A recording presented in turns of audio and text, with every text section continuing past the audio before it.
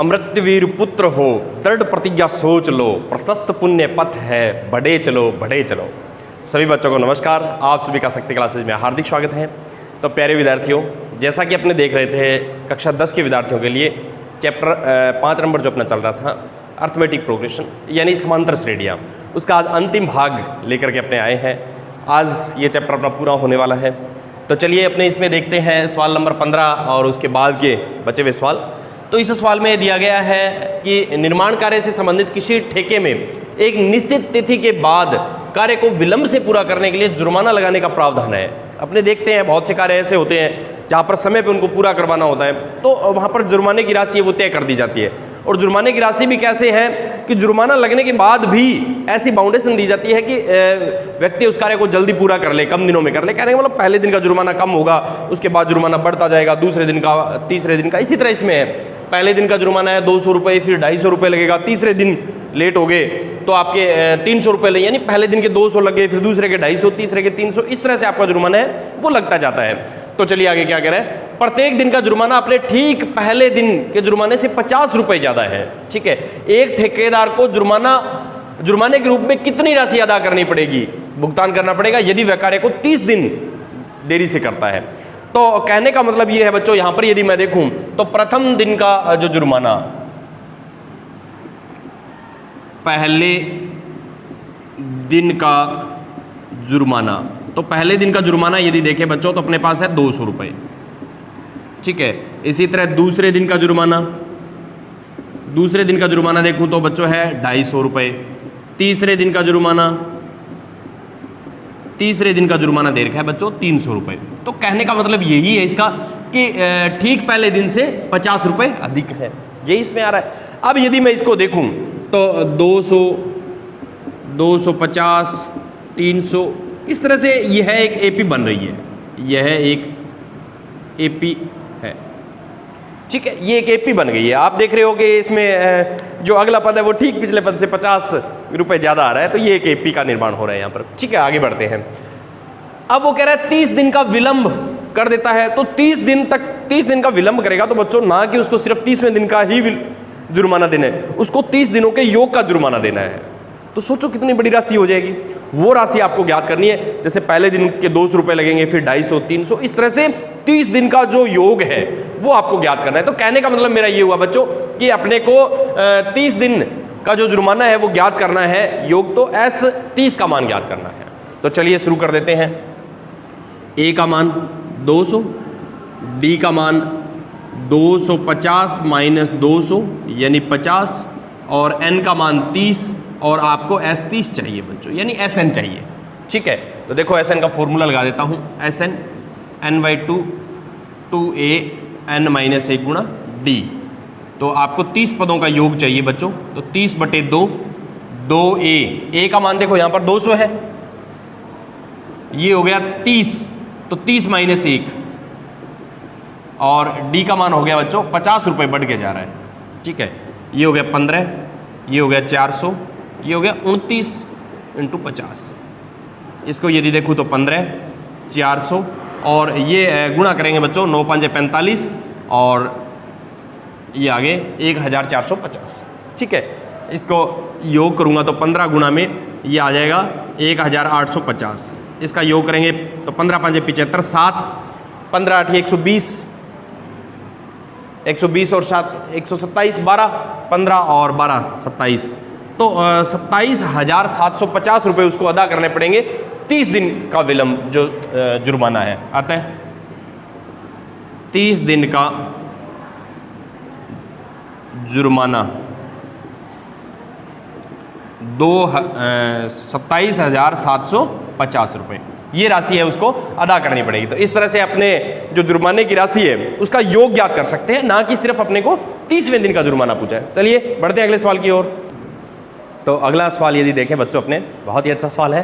किसी स्कूल के विद्यार्थियों को उनके समग्र शैक्षिक प्रदर्शन के लिए 7 नगद पुरस्कार देने के लिए 700 रुपये की राशि रखी गई है। 7 नगद पुरस्कार उसको देने हैं और कुल राशि है वो 700 है। कहने का मतलब 7 पुरस्कारों का योग है बच्चों 700। ठीक, आगे बढ़ते हैं। यदि प्रत्येक पुरस्कार अपने से ठीक पहले पुरस्कार से 20 रुपये कम है, 2 क्रमागत पुरस्कारों में यदि मैं अंतर देखूं, डिफरेंस जो देखूं, तो तो वो 20 कम है, यानी -20 है। ठीक है, प्रत्येक पुरस्कार का मान अपने को ज्ञात करना है। तो प्रत्येक पुरस्कार का मान ज्ञात करने का मतलब बच्चों यहाँ पर यह है कि AP ज्ञात करनी है अपने को। AP कैसे ज्ञात होगी? जब मैंने आपको बताया था AP ज्ञात करने के लिए दो मुख्य बातें हैं, A और D। D तो है आपके पास ये रही, तो आपको चाहिए सिर्फ A, यानी प्रथम पद अपने को ज्ञात करना है। जैसे ही अपने प्रथम पद का मान ज्ञात कर लेते तो अपना सवाल सॉल्व है। चलिए स्टार्ट करते हैं सवाल को।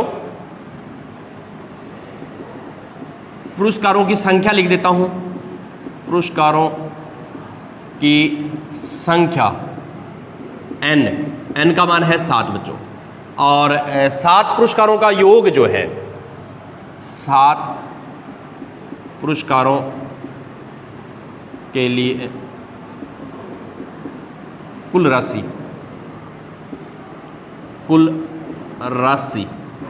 तो ये हो गया बच्चों S7 700 रुपये।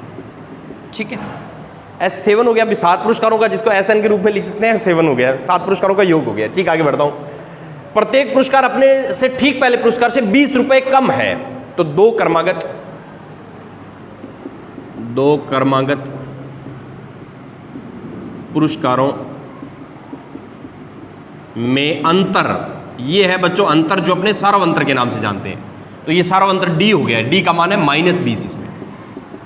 ठीक है, प्रत्येक पुरस्कार का मान ज्ञात कीजिए। तो अपने सिर्फ एक बार क्या करेंगे, प्रथम पुरस्कार है उसको ज्ञात करेंगे, क्योंकि प्रत्येक पुरस्कार का मतलब यहाँ है समांतर श्रेणी से है इसका। तो अपने समांतर श्रेणी पहले न सोचते हुए अपने ये सोचेंगे कि A और D अपने पास होना चाहिए। तो चलिए A की तरफ अपने कदम बढ़ाते हैं।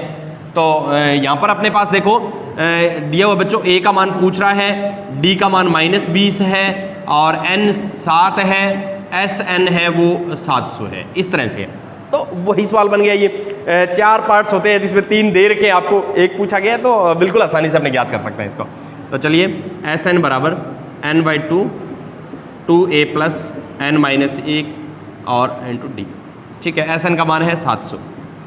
तो ये हो गया आपके पास 7/2, 2A, N का मान है 7 और D का मान है बच्चों -20। ये देखो मान रख दिया मैंने। ठीक है, तो ये हो गया आपके पास 700 गुणा में 2/7। इधर आ गई राशि, 2 ऊपर चला गया, 7 नीचे आ गया। ठीक है, और ये हो गया 2A प्लस ये हो गया 6 गुणा -20। तो इसको यदि सॉल्व करेंगे बच्चों, ये हो गया 100, 200, 2A माइनस के 120, 6 दूनी 12 120। तो यहाँ से यदि मैं देखूँ तो 2A बराबर 200 अपने स्थान पे है और इधर चला गया 120, तो 2A बराबर हो गया 320। 200 में 120 से जोड़ेंगे तो 320, तो A का मान हो गया 320/2, यानी 16 दूनी 32, 160। यहाँ पर प्रथम पद आ गया आपके पास 160, और आपके पास सार्वंतर भी है, तो अपने उस श्रेणी को ज्ञात कर सकते हैं। तो देखिए कैसे ज्ञात करेंगे। तो A का मान 160, A2 करेंगे तो 160 माइनस के 20, 140, A3 140 में से फिर 20 कम कर दीजिएगा, 120, A4 120 में से फिर 20 कम कर दीजिएगा, तो आता है पुरस्कारों का जो मान, पुरस्कारों की राशि इस तरह से होगी बच्चों, 160, 140, 120, 100, इस तरह से आगे चलेगी। कहने का मतलब आपसे AP पूछी गई है। तो इस तरह के बहुत ही रोचक सवाल आपके NCERT की बुक में दिए गए हैं। तो चलिए बढ़ते हैं अगले सवाल की ओर। तो अगला सवाल यदि देखें बच्चों अपने, तो बहुत ही अच्छा सवाल है। एक स्कूल के विद्यार्थियों ने वायु प्रदूषण कम करने के लिए स्कूल के अंदर और बाहर पेड़ लगाने के बारे में सोचा है। यह निर्णय लिया गया कि प्रत्येक कक्षा का प्रत्येक अनुभाग अपनी कक्षा की संख्या के बराबर पेड़ लगाएगा। कहने का मतलब अनुभाग जो है, जैसे पहली कक्षा का अनुभाग कोई है तो वो 1 पेड़ लगाएगा, दूसरी कक्षा का कोई अनुभाग है तो 2 पेड़ लगाएगा। जैसे उदाहरणार्थ दे भी लिखा है, कक्षा 1 का अनुभाग 1 पेड़ लगाएगा, 2 का अनुभाग 1 अनुभाग है वो 2 पेड़ लगाएगा, 3 का 1 अनुभाग है वो 3 पेड़ लगाएगा, इत्यादि। और ऐसा कक्षा 12 तक के लिए चलता रहेगा। ठीक है, प्रत्येक कक्षा के 3 अनुभाग है, ये ध्यान देना है, प्रत्येक कक्षा के 3 अनुभाग है। तो अब देखो पहली कक्षा द्वारा कितने पेड़ लगाए जाएंगे, तो प्रत्येक अनुभाग 1 पेड़ लगाएगा और 3 अनुभाग है तो 3 पेड़ हो गए। दूसरी कक्षा के द्वारा कुल पेड़, तो प्रत्येक अनुभाग 2 पेड़ लगाएगा और 3 अनुभाग है 6 पेड़। तो यूँ लिख सकते हैं इसको, हल कक्षा 1 के द्वारा लगाए गए पेड़ों की संख्या, यूँ लिख देता हूँ, ये लो, पेड़ों की संख्या। तो इसको देखो, पहली कक्षा है और 3 अनुभाग है, तो 3 पेड़ लगाएगी पहली कक्षा, ठीक है।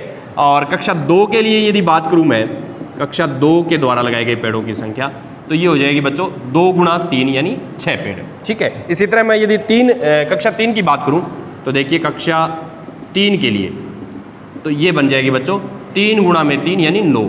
तो इस तरह से अपने पास बनती आ रही है। अब यदि मैं देखूं बच्चों इसमें कि टोटल अपने पास 12 कक्षाएं हैं, ठीक है, कुल कक्षाएं 12 है और डिफरेंस जो आ रहा है वो 3-3 का है। तो यदि मैं यूँ लिखूं कक्षा 12 के लिए ज्ञात करूं, कक्षा 12, तो इसके लिए आ जाएगा बच्चों 12 गुणा में 3 यानी 36, इस तरह से आ गया। तो ये एक आपके पास एपी बन रही है। कैसे?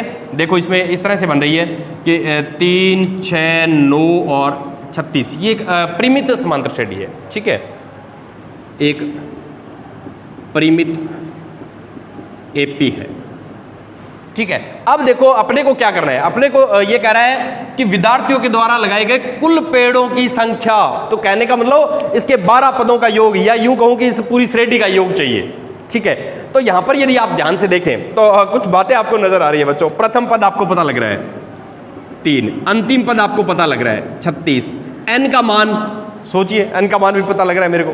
कैसे? क्योंकि यहां पर देखो अपने को दिया गया है कि कक्षा 12 तक के लिए, कक्षा 1 से शुरू किया है और कक्षा 12 तक के लिए, तो कुल कितनी कक्षाएं हुई बच्चों? स्कूल में 12 ही तो कक्षा हुई ना, तो n का मान 12 और आपसे पूछा गया है 12 पदों का योग, ये सवाल बनता है। तो देखो यहां पर अपने ए और एल वाला फॉर्मूला लगाएंगे और 1 सेकंड में अपना सवाल हल हो जाएगा। तो देखो बच्चों Sn बराबर n/2 a + l, तो अपने ज्ञात कर रहे हैं बच्चों 12 पदों का योग, तो 12/2, 30, पहली कक्षा ने 3 और अंतिम कक्षा ने 36 पेड़ लगाए, ये कट गया है 6, ठीक है। तो 6 गुणा में 39, तो ये आ गया 54, 5 18 और 5 23। तो इसका आंसर देखें तो विद्यार्थियों द्वारा लगाए गए कुल पेड़ों की संख्या, तो विद्यार्थियों द्वारा लगाए गए कुल पेड़ों की संख्या, कुल पेड़ों की संख्या कितनी हो जाएगी बच्चों? 234। तो देखो सवाल लैंग्वेज में यूँ लग रहा है कि काफ़ी बड़ा सवाल है, परंतु बिल्कुल छोटा सा और आसान सवाल है। बिल्कुल आसान सवालों की श्रेणी में अपने इसको काउंट करेंगे। चलिए बढ़ते हैं अगले सवालों की ओर। तो अगला सवाल यदि देखें तो केंद्र ए से प्रारंभ करते हुए बारी बारी से केंद्रों ए और बी, ये देखो बच्चों इसमें पहले केंद्र ए है, इस पर ये अर्धवृत्त बना है, फिर बी पर बना हुआ है, ये देखो नीचे वाला सिर्फ ये, ठीक है। ये केंद्र ए पर तो बना है ये वाला, यहाँ से यहाँ L1 जो कह सकते हैं, ये केंद्र ए पे है, फिर L2 ये केंद्र बी पर बना हुआ है, ठीक है। इसी तरह देखिए आगे क्या कह रहा है, ये 0.5 सेंटीमीटर त्रिज्या है, 1 सेंटीमीटर, 1.5, 2 सेंटीमीटर वाले उत्तरोत्तर अर्धवृत्तों को खींचकर एक सर्पिल बनाया, ये त्रिज्या दे रखी है। यानी इसकी पहले की यदि त्रिज्या आपने देखेंगे, ये वाली त्रिज्या, तो ये 0.5 है बच्चों, ये वाली यदि देखेंगे तो 1.0 है, 1.0 सेंटीमीटर। इस तरह से ये त्रिज्या इसकी बन रही है, ठीक है। जैसा कि आकृति में दिखाया गया 13 क्रमागत अर्धवृत्तों से बने इस सर्पिल की कुल लंबाई 13 अर्धवृत्त है, इनके से जो सर्पिल बनेगा उसकी कुल लंबाई चाहिए। तो बहुत ही अच्छा सवाल है। सबसे पहले तो अपने को बच्चों ये पता होना चाहिए इसमें कि अर्धवृत्त की परिधि का क्या सूत्र होता है। तो यदि वृत्त की परिधि का देखें तो 2πr, तो अर्धवृत्त की परिधि है 2πr का आधा करेंगे तो πr, यानी 2πr में 2 का भाग देंगे, 2 से 2 कट जाएगा πr। तो देखिए मैं यूँ लिखूंगा इसमें अर्धवृत्त की परिधि, तो अर्धवृत्त की परिधि का सूत्र है बच्चों πr, ठीक है। क्योंकि अपने को पता है वृत्त की परिधि 2πr होती है, उसका आधा यदि करेंगे तो πr हो जाएगा। चलिए आगे बढ़ते हैं। अब देखो पहले वृत्त की जो परिधि है वो ज्ञात कर लेता हूँ, पहले अर्धवृत्त की लंबाई ज्ञात कर लेता हूँ, यूँ कह सकता हूँ मैं, क्योंकि ये अर्धवृत्तों से बना हुआ है। तो पहले अर्धवृत्त की परिधि तो किस से दिए बच्चों? L1 से, L1 जो लंबाई है तो वो हो जाएगी πr, r का मान है 0.5, ठीक है। या फिर मैं इसको यूं लिख दूं 0.5 पाई, बिल्कुल आपको समझने में आसानी रहेगी। देखिए दूसरे अर्धवृत्त की परिधि L2 हो जाएगी, तो ये हो जाएगी 1.0 पाई, ठीक है। तीसरे अर्धवृत्त की यदि देखें बच्चों तो तीसरे अर्धवृत्त की L3 पाई का मान तो पाई और आर का मान है 1.5, तो 1.5 पाई। इसी तरह चौथे की देखेंगे अपने, ठीक है। तो अपने यदि देखूं मैं तो मेरे पास ये इस तरह से आ रही है, अतः अर्धवर्तों की लंबाइयाँ क्रमशः ये आ गई बच्चों 0.5 पाई, 1.0 पाई, 1.5 पाई, इस तरह से ये आ रही है, ठीक है। जो आप यदि ध्यान से देखें तो एक एपी बना रहे हैं, क्यों? क्योंकि इसका डिफरेंस अपने देखेंगे, एक में से आधा निकालेंगे तो आधा पाई, और 1.5 में से एक निकालेंगे तो आधा पाई। हर बार जो डिफरेंस है वो समान आ रहा है, तो कहने का मतलब कहीं ना कहीं ये एपी बन रही है। यह एक एपी है। यदि ये एपी है तो अब देखो ये कह रहा है 13 क्रमागत अर्धवर्त है, 13 जो अर्धवर्त है उनका योग अपने को चाहिए। तो SN यानी S13 का मान अपने को चाहिए। तो मैं इसके लिए लिखता हूँ A का मान 0.5 पाई और मेरे पास D का मान 1.0 पाई में से 0.5 पाई घटाएंगे बच्चों, तो ये अपने पास आ गया 0.5 पाई, ठीक है। और N दे रखा है बच्चों 13 और पूछा है S13 का मान।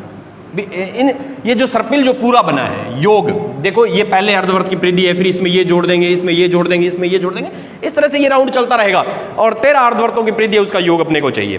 तो देखिए मैं फॉर्मूला लगा देता हूँ, SN बराबर N/2 2A N-1 गुणा में D। तो अपने को चाहिए 13 पदों का योग, तो 13/2 2 गुणा में 0.5 पाई। ये देखो पहला मैंने मान रख दिया, A का मान है वो 0.5 पाई, N 13 - 1, D का मान फिर देखो बच्चों 0.5 पाई, ये मैंने रख दिया, ठीक है। बिल्कुल साधारण सा सवाल है। 13.2 2 का गुणा 0.5 से करेंगे तो 1.0 यानी 1 का गुणा यदि पाई से करेंगे तो पाई। तो मैं एक बार इसको यूँ ले 1.0 पाई 12 गुणा में 0.5 पाई, ये लिख दिया। तो ये हो गया 13/2, ये हो गया आपके पास पाई, और ये हो गया 12 का गुणा यदि 0.5 से करेंगे तो 12 5 60 और एक अंक छोड़ के लेंगे तो 6 पाई, तो ये हो गया 6 पाई। तो ये बन गया बच्चों 13/2 गुणा में 7 पाई। अब पाई का मान अपने को बताया हुआ है, पाई का मान क्या रखना है बच्चों 22/7 लेना है। पाई का मान क्या लेना है 22/7, तो ये 22/7 इसमें लिख देता हूँ, 7 से 7 कट गया, ये 11। 13 का गुणा यदि 11 से करेंगे तो ये आ गया बच्चों 143। अब अपने कह सकते हैं कि इस सर्पिल की कुल लंबाई जो है वो 143 सेंटीमीटर है। इस सर्पिल की कुल लंबाई कितनी आ जाएगी बच्चों 143 सेंटीमीटर आ जाएगी। तो इस तरह से अपने इस सर्पिल की कुल लंबाई है वो ज्ञात कर सकते हैं। बहुत ही आसान सा सवाल है, बिल्कुल आपको समझ में आ गया होगा। बिल्कुल आसान सवाल है, केवल इनकी लैंग्वेज है वो कुछ बड़े रूप में दी गई है। चलिए बढ़ते हैं अगले सवाल की ओर। अगला सवाल यदि देखें तो बहुत ही अच्छा सवाल है। 200 लट्ठों की एक ढेरी है। 200 लट्ठों को एक ढेरी के रूप में इस प्रकार रखा गया है। 200 लट्ठों की एक ढेरी बना रखी है इसने, ठीक है। सबसे नीचे वाली पंक्ति में 20 लट्ठे हैं। सपोज कीजिए ये अपने पास नीचे वाली पंक्ति है बच्चों, ये वाली पंक्ति, ये लट्ठे हैं मान लीजिए। इस पंक्ति में 20 लट्ठे हैं, ठीक है। इससे ऊपर वाली उससे अगली में 19 लट्ठे हैं। सपोज कीजिए इसके ऊपर जो पंक्ति है मान लीजिए ये है, इसमें 19 लट्ठे हैं। फिर इससे ऊपर वाली जो पंक्ति है बच्चों उसमें 18 लट्ठे हैं। इस तरह से इसने जो सेट किए हुए हैं लट्ठों को, ठीक है। 200 लट्ठे कितनी पंक्तियों में, ये जो सारे जो लट्ठे होंगे इस तरह से ऊपर से ऊपर जो बढ़ते जाएंगे इस तरह से, ये जो सारे लट्ठे हैं उनका योग जो है बच्चों वो कितना है 200 है। योग कितना आ रहा है 200 लट्ठे है। ये कह रहा है इसकी कितनी पंक्तियां बनेगी। देखो सवाल कितना अच्छा है। ये कह रहा है इसकी कितनी पंक्तियां बनेगी। तो देखिए सबसे पहली जो ऊपर नीचे वाली, सबसे नीचे वाली पंक्ति में, सबसे नीचे वाली पंक्ति से लट्ठों की संख्या क्रमशः मैं देखता हूं तो सबसे ऊपर वाले नीचे वाली में 20, फिर 19, फिर 18, इस तरह से चल रही है बच्चों। ये बन रहा है, ठीक है। इस तरह से अपने इसको लिख सकते हैं। चलिए आगे बढ़ते हैं। अब देखो ये कह रहा है कि कुल लट्ठे कितने हैं। कुल लट्ठे 200 हैं। अब अपने को ये पता नहीं है कि पंक्तियों की संख्या क्या होगी, तो अपने पंक्तियों की संख्या ज्ञात करनी है। तो पंक्तियों की संख्या पंक्तियों की संख्या n जो है वो अपने को बच्चों ज्ञात करनी है, और n पंक्तियों में कुल लट्ठों की संख्या अपने को पता लगी कितनी है 200। n पंक्तियों में कुल लट्ठे, तो ये हो गया अपने पास Sn 200, कुल लट्ठों की संख्या अपने को पता लगी। ये दो बातें यहां से अपने देख सकते हैं। अब बाकी है वो, ये भी तो एक एपी है, क्योंकि यहां से देखो 20, 19, 18 यह एक एपी है। तो यदि ये एपी है तो ए का मान 20, डी का मान 19 माइनस 20 माइनस का 1, और n अपने को ज्ञात करना है, और Sn आपको दिया है बच्चों 200। ये देखो सवाल बिल्कुल आसान बन गया ना। तो Sn का फॉर्मूला लगा दीजिए आप, Sn बराबर n/2 2a n माइनस 1 गुणा d। इस तरह से मैंने साधारण सा फॉर्मूला वो लगा दिया। अब अपने को क्या करना है, मान रखना है, हर बार जो रखते हैं वैसे ही तो रखना है। तो चलिए Sn का मान 200, n अपने को पता नहीं बच्चों, 2 गुणा में नीचे वाली पंक्ति जो अपने स्टार्ट किया, ये अपनी पहली पंक्ति है, ये पहली पंक्ति, दूसरी, तीसरी, इस तरह से है।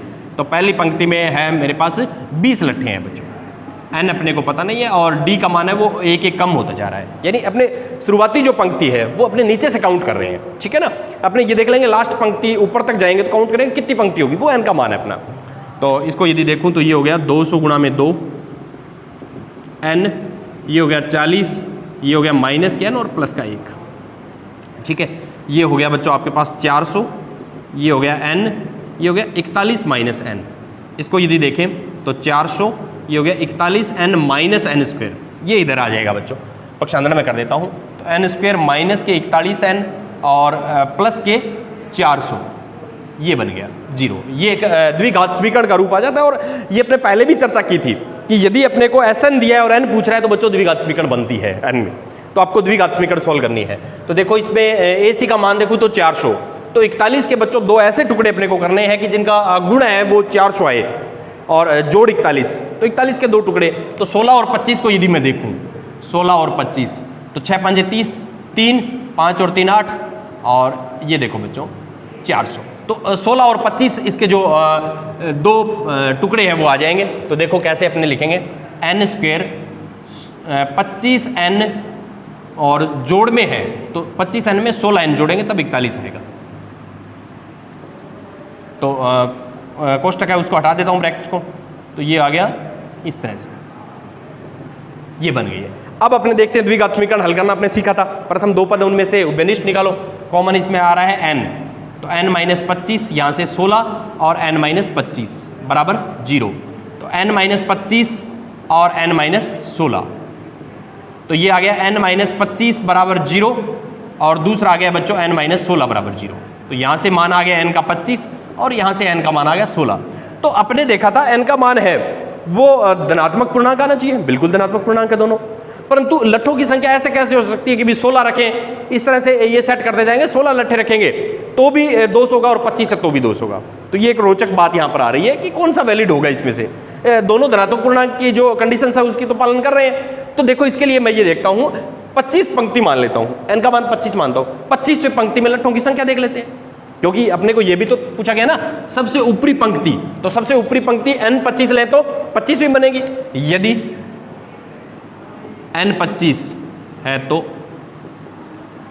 अपने an ज्ञात कर रहे हैं, an a plus n minus 1 गुणा d, तो ये हो गया 25वीं पंक्ति में। तो a का मान है बच्चों मेरे पास 20, और ये हो गया 25 माइनस 1, d का मान है माइनस का 1, ठीक है।